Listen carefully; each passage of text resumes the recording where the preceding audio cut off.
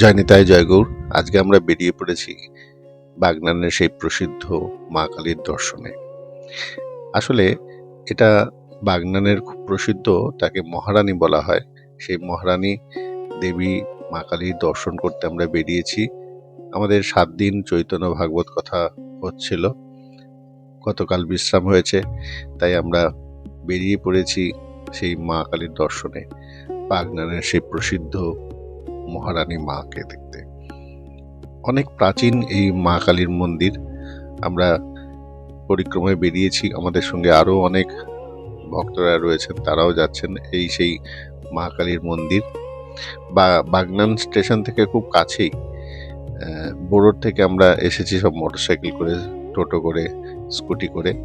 তো আমরা ভেতরে গিয়ে একটু মায়ের মন্দির দর্শন করব এবং ওখানকার যে পুরোহিত রয়েছেন তিনি একটু মায়ের সম্বন্ধে কিছু আমাদের বলবেন, আমরা সেটা একটু শুনে নেব। এই হচ্ছে মা কালী, সেই মহারানী, রানীমা, এনাকে আমরা দর্শন করছে। এই যে এবার আমরা একটু শুনে নেব যে এই মা কালীর বিষয়ে সামান্য কিছু কথা। আচ্ছা, মায়ের সম্বন্ধে একটু বল। নমস্কার, আপনারা যেই বিগ্রহটা দর্শন করছেন এটি হাওড়া জেলার অন্যতম প্রসিদ্ধ মন্দির এবং বিগ্রহ, বাগনান থানার অন্তর্গত খালোর গ্রামে অবস্থিত। এই মূর্তিটির বয়স আনুমানিক 100 বছর, কিন্তু মন্দিরের বয়স 450 থেকে 500 বছর। এর আগে দুটি মূর্তি কালের ক্ষয়ে নষ্ট হয়ে যাওয়ার জন্য এটি তৃতীয় সংস্করণ। এটি একটি নিম কাঠের মূর্তি। আমরা জানতে পারি, জনশ্রুতিতে আমরা জানি যে বর্ধমানের রাজা কন্দর্প নারায়ণ রায়বাহাদুর এই মন্দিরটি স্থাপনা করেছিলেন আনুমানিক 450 থেকে 500 বছর পূর্বে। বর্তমানে মন্দিরটি যেখানে অবস্থান করছেন সেটি একটি চরভূমি।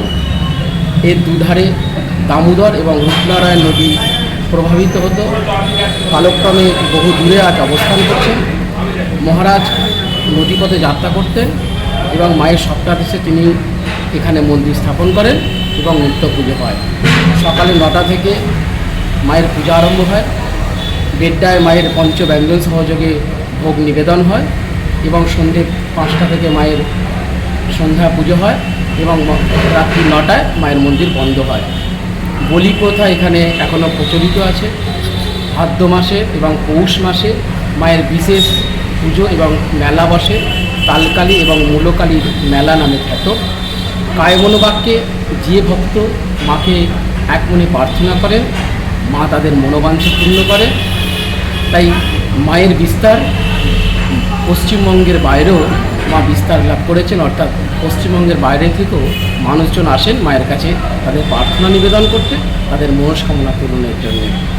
এখানে মাঙ্গলিক ক্রিয়া আমরা করি, বিবাহ, অন্নপ্রাশন, উপনয়ন ইত্যাদি কর্ম হয় এবং দীপান্বিত অমাবস্যায় এবং মায়ের যে জন্মদিন অর্থাৎ আষাঢ় মাসের শেষ দিন মায়ের জন্মদিনে বিশেষ জাঁকজমক করে মায়ের পুজো এবং মেলা বসে।